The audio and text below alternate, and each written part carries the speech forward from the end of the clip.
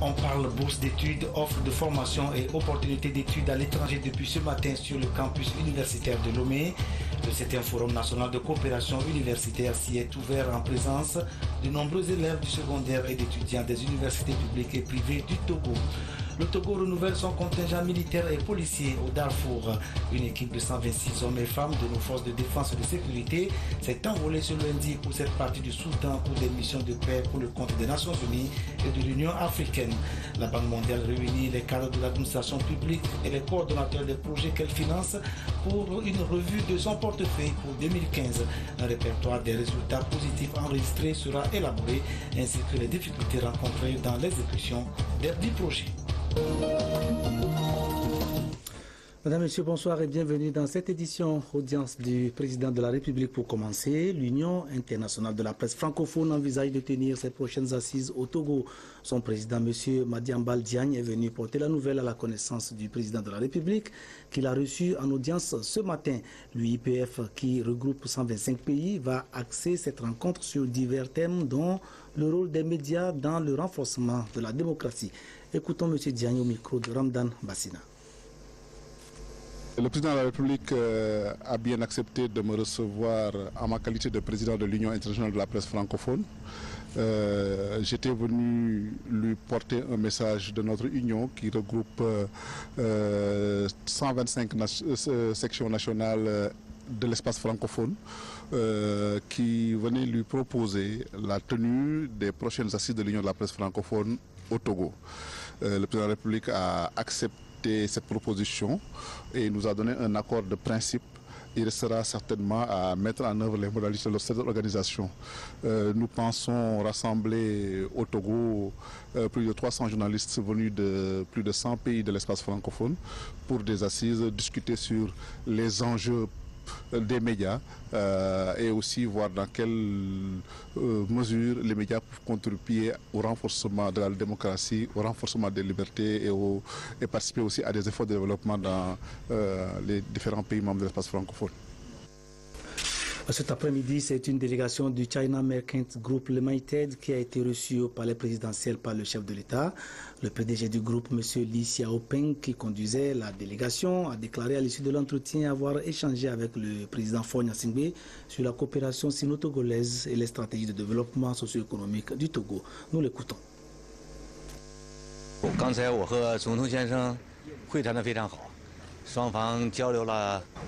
La discussion s'est déroulée très bien tout à l'heure. Nous avons apporté les sujets sur la stratégie de développement économique, le développement régional dans la sous-région. Nous voulons que la coopération entre nos deux pays pourront contribuer au développement du pays. Moi, j'ai apporté les résultats brillants du projet qui a été investi il y a 2 ans. Le nom du projet LCT. Lomé Container Terminal à conteneur de Lomé, c'est l'abréviation. Ouais. C'est la première fois que je viens au Togo. Après mon arrivée, j'ai bien constaté que le Togo est un beau pays. Lomé est une très belle ville. Les rues sont très larges, la population très accueillante. Donc j'ai bien de la confiance sur le futur de Lomé, futur du Togo. Voilà.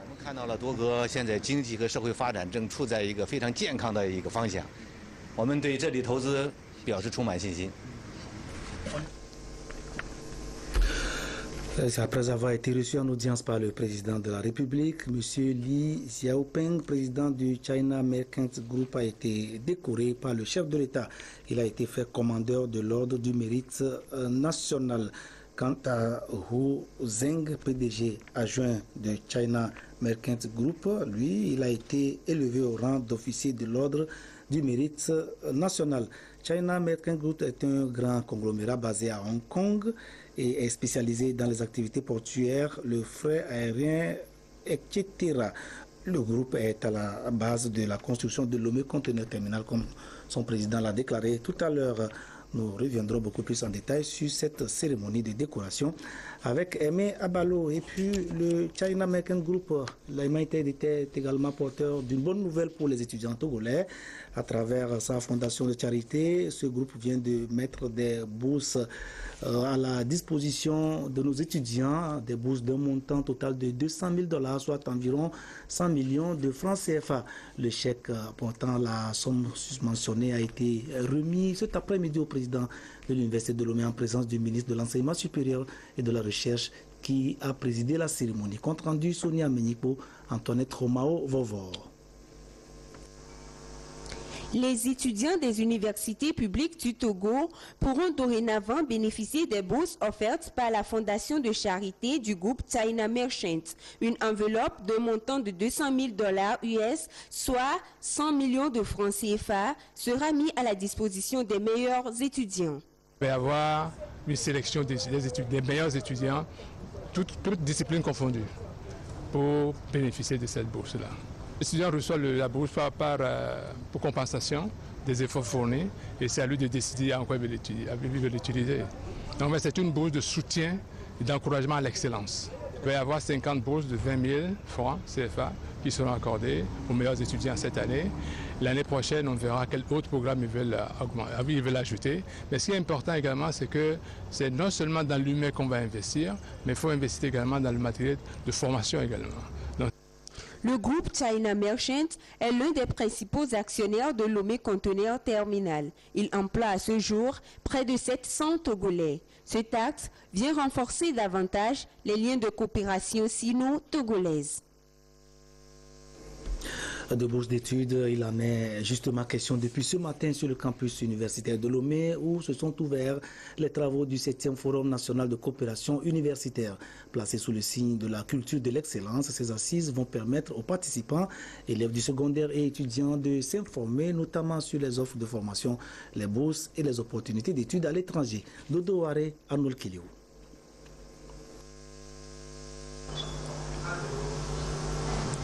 Les établissements d'enseignement supérieur du Togo en conclave à l'université de Lomé pour le compte du 7e Forum national de la coopération universitaire placé sous le thème « Renforcement des capacités et culture de l'excellence dans l'enseignement supérieur ». Une tribune pour réfléchir sur plusieurs thématiques portant sur l'émergence, les métiers, l'assurance qualité, les opportunités offertes par les partenaires techniques et financiers, la coopération, la recherche et l'innovation, le monde des entreprises et autres. Il s'agit de réfléchir ensemble sur tous les éléments qui peuvent conduire au développement de notre nation. Comment est-ce que l'enseignement supérieur peut contribuer au développement du Togo? Et donc différentes thématiques seront passées en revue lors de conférences, lors de tables rondes. Et lors des visites des stands, on pourra avoir des informations un peu sur les métiers de l'avenir, les métiers porteurs, quels métiers pour le Togo dans 20 ans, dans 30 ans, et quelle filière de formation pour ces métiers. La conférence inaugurale animée par le professeur Kakounou Boupo a porté sur la contribution de l'enseignement supérieur à un Togo qui aspire à l'émergence. L'orateur a dressé un diagnostic de la qualité du système et proposé des alternatives. Le premier enseignement, c'est qu'il y a un défi en termes d'infrastructure et d'encadrement de nos étudiants pour qu'ils soient les mieux formés possibles afin d'augmenter leurs chances d'accéder au marché du travail. Il y a un deuxième défi, c'est le défi du financement de la recherche-développement. Il y a un troisième élément qui nous paraît important, c'est une complémentarité accrue entre l'enseignement supérieur public et l'enseignement supérieur privé, de sorte que nous puissions mutualiser nos ressources et que nous ayons conscience du fait que nous sommes tous en train de former les filles et fils du Togo. Le quatrième défi, qui me paraît être le défi le plus en phase avec la vision Togo 2030, c'est que nous devons faire de la formation tout au long de la vie. À l'ouverture, le président de l'université de Lomé et le secrétaire général du ministère de l'enseignement supérieur ont tous émis le vœu que les travaux de ces assises puissent permettre de relever les défis de la qualité et de l'excellence dans l'enseignement supérieur au Togo. Résultat attendu, une meilleure connaissance des acteurs du monde estudiantin, des canaux qui concernent les offres de formation, les bourses et les opportunités d'études à l'étranger. Les partenaires techniques et financiers du Togo, les coordonnateurs des projets financés par la Banque mondiale et des cadres de l'administration publique se sont retrouvés ce matin à Lomé pour procéder à une évaluation du portefeuille des opérations financièrement soutenues par l'institution de Bretton Woods au Togo. Il sera question précisément de répertorier les résultats positifs enregistrés dans la mise en œuvre des différents projets, d'identifier les difficultés liées à leur exécution et de proposer les solutions appropriées. Carmen Madié à Capo.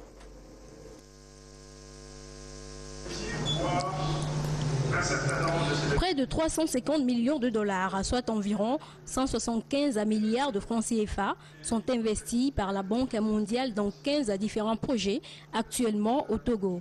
Plusieurs secteurs sont couverts, l'agriculture, l'éducation, l'enseignement supérieur, le développement du secteur privé, les infrastructures, entre autres. Dans le domaine des infrastructures, par exemple, 119 millions de dollars ont été engagés, ce qui a permis d'améliorer la mobilité urbaine, d'accroître l'accès à l'eau potable et de renforcer la connectivité régionale et internationale.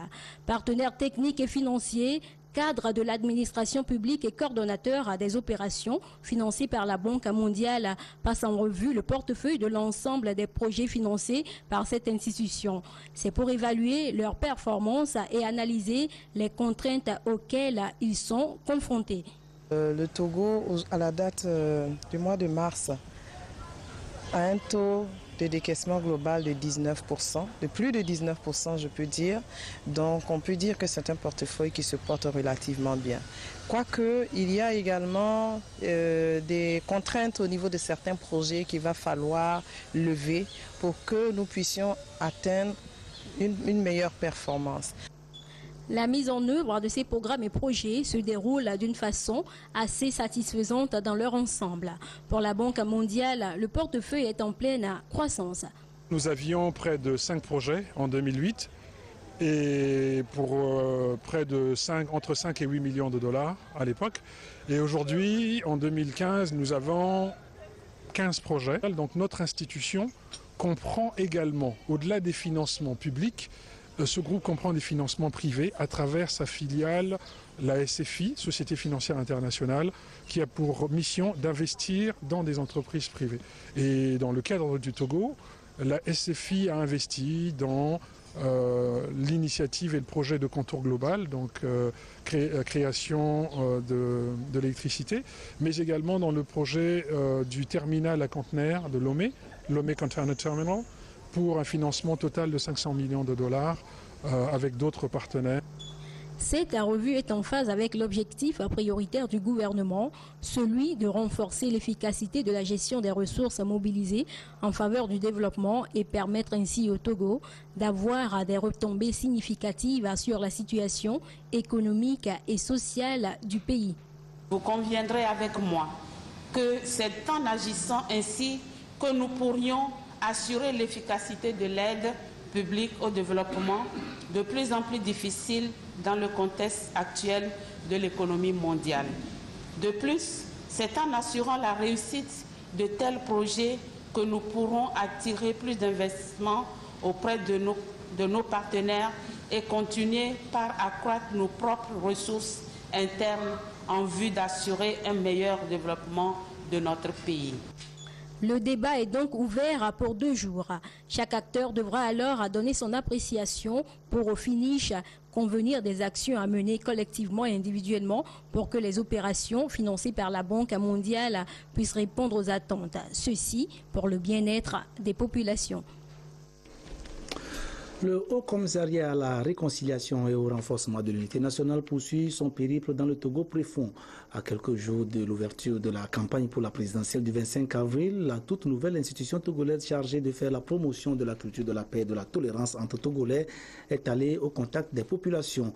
À l'étape de Dapan, comme dans toutes les autres, elle a appelé au civisme et au respect des lois de la République pour un scrutin présidentiel apaisé. Désiré Aloye.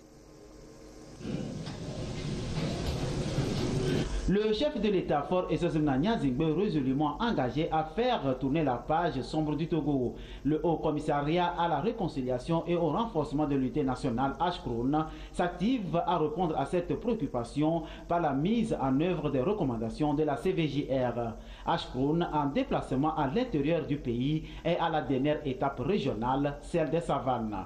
Face à face, lui avec les préfets, les partis politiques, les gardiens des us et coutumes, les directeurs régionaux, les organisations de la société civile, les associations de jeunes et femmes et autres pour échanger, discuter et partager les préoccupations afin d'instaurer au Togo un climat d'unité nationale, un vivre collectif.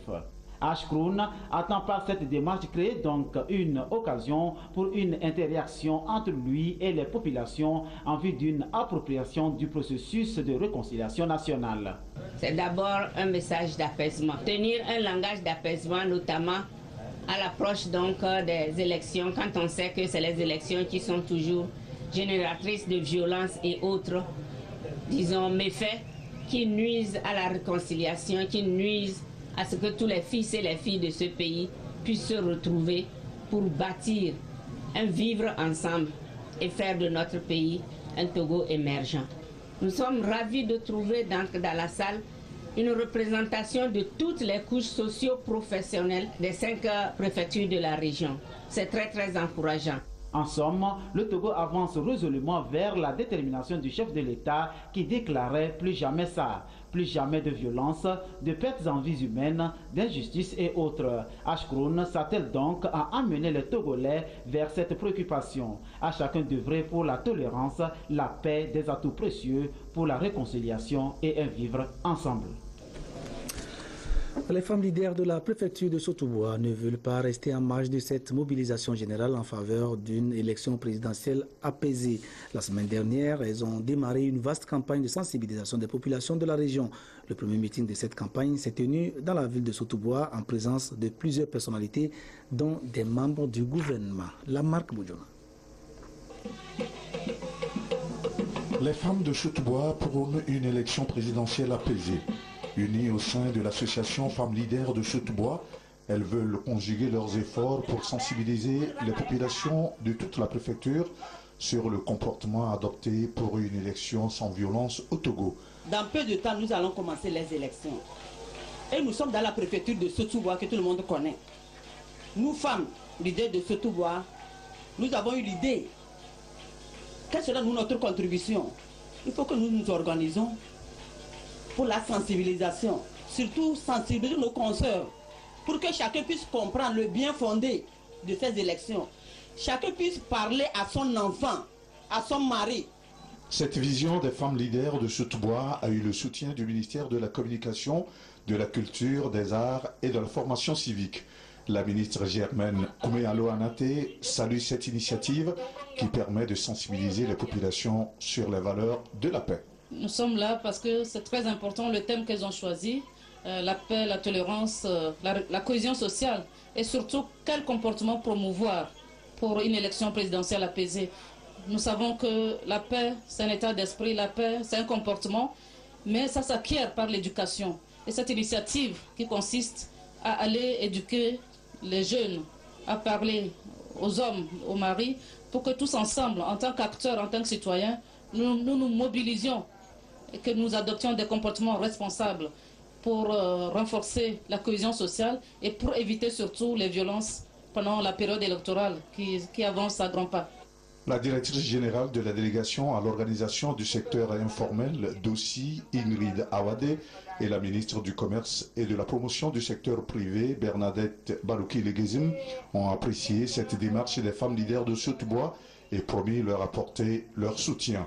Les femmes leaders de Sotouboua comptent plus de 15 000 membres, à en croire le bureau de l'association.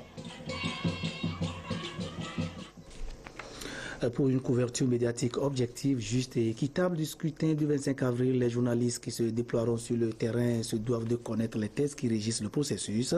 Le patronat de la presse togolaise a décidé de mettre ces dispositions à leur portée.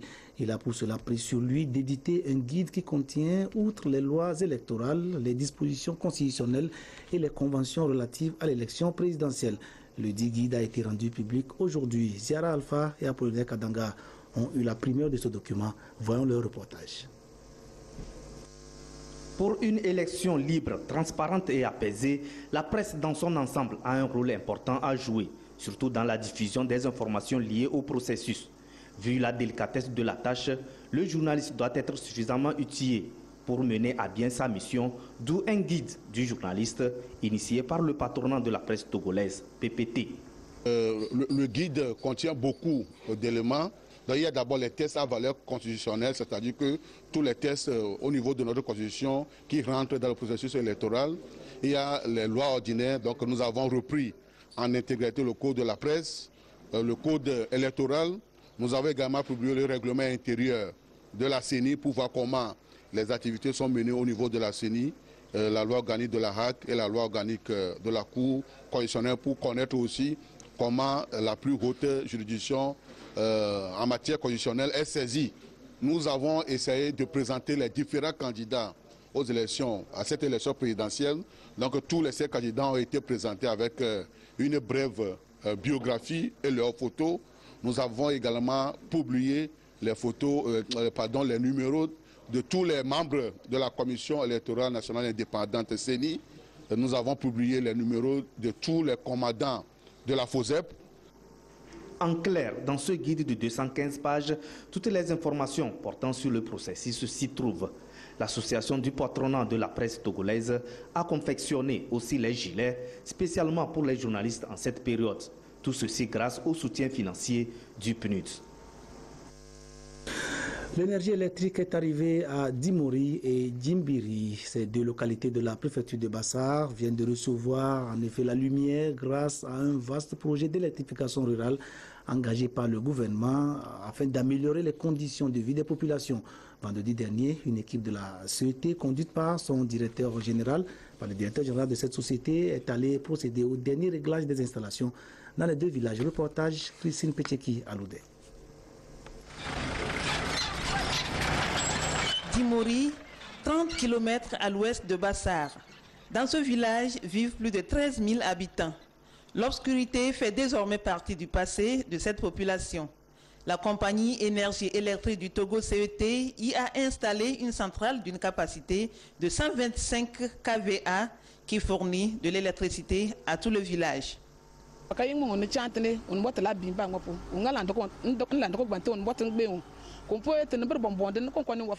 une très belle initiative de nous faire venir la lumière ici. Nos enfants auront plus de facilité à apprendre leurs leçons.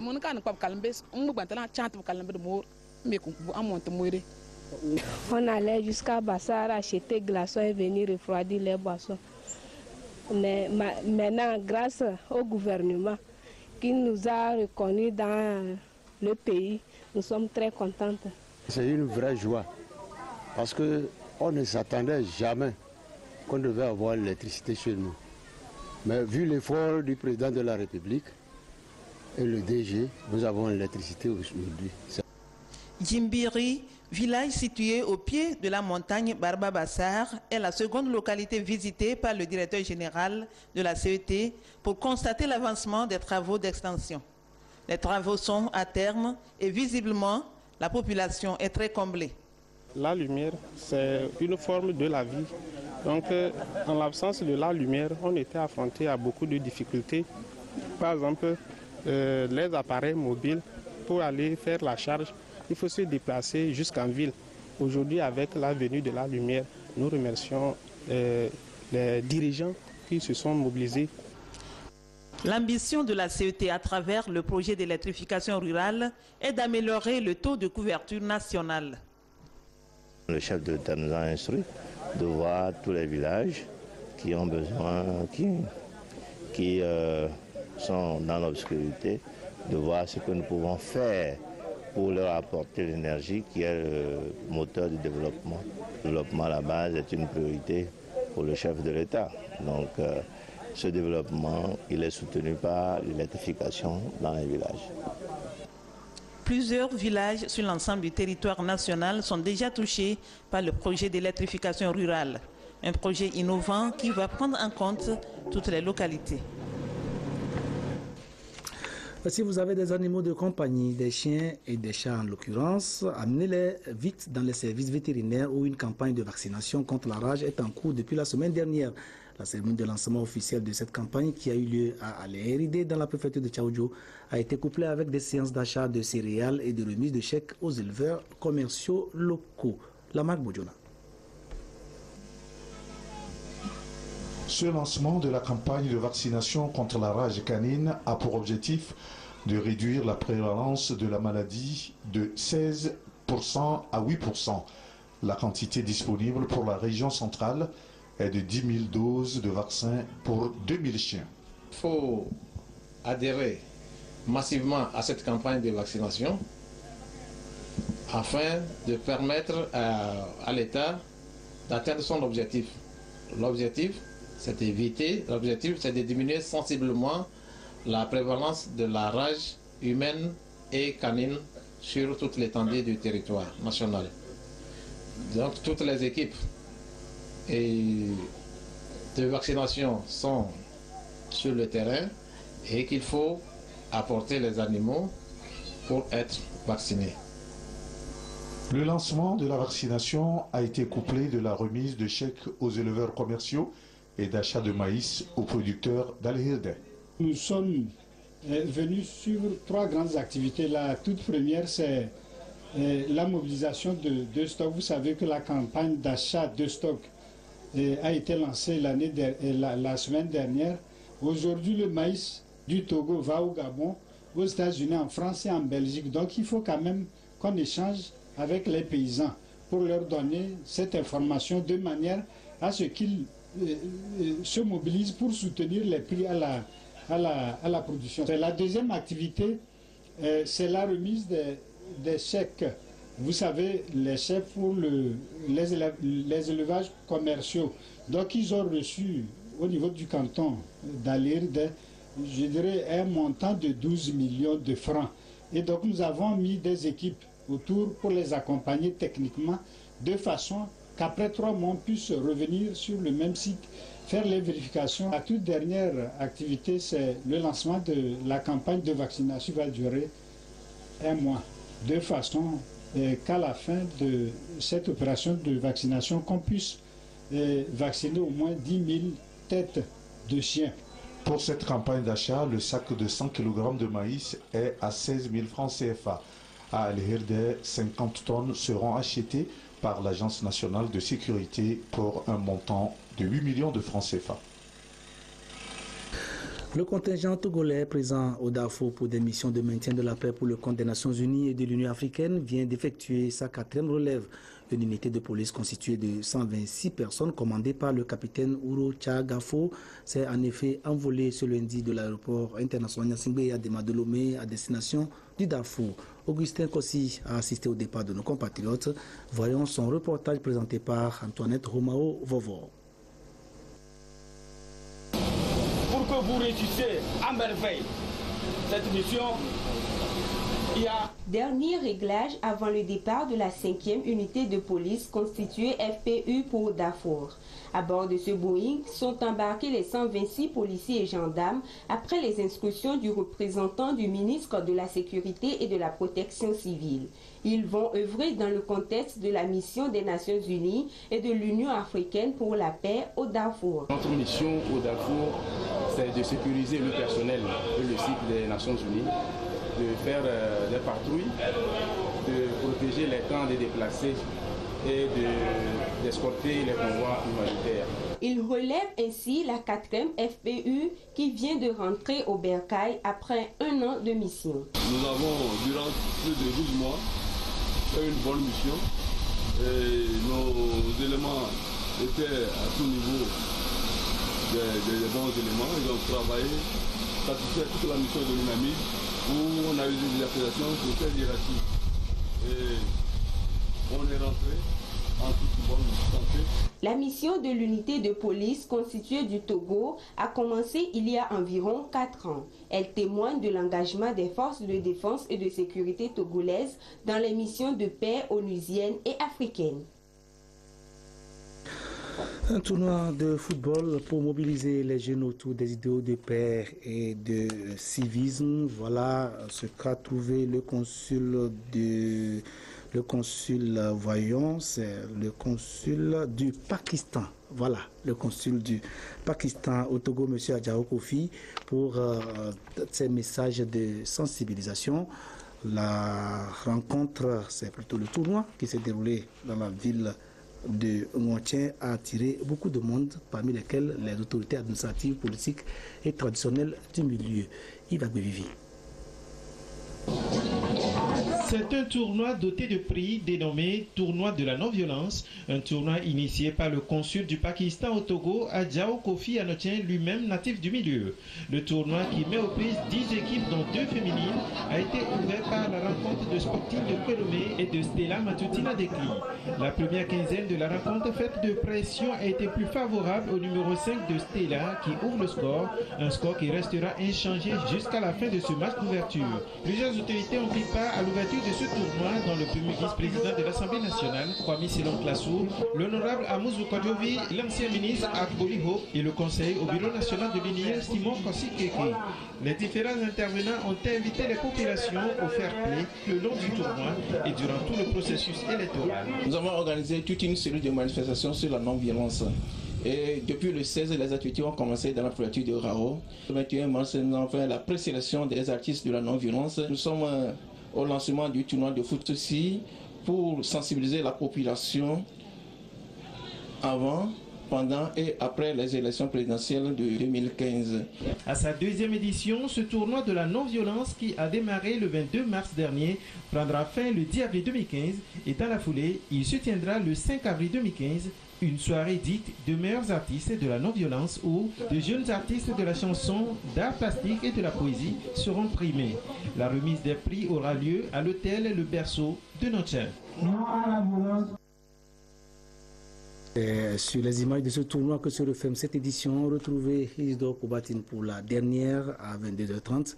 Merci de nous avoir suivis. Au revoir.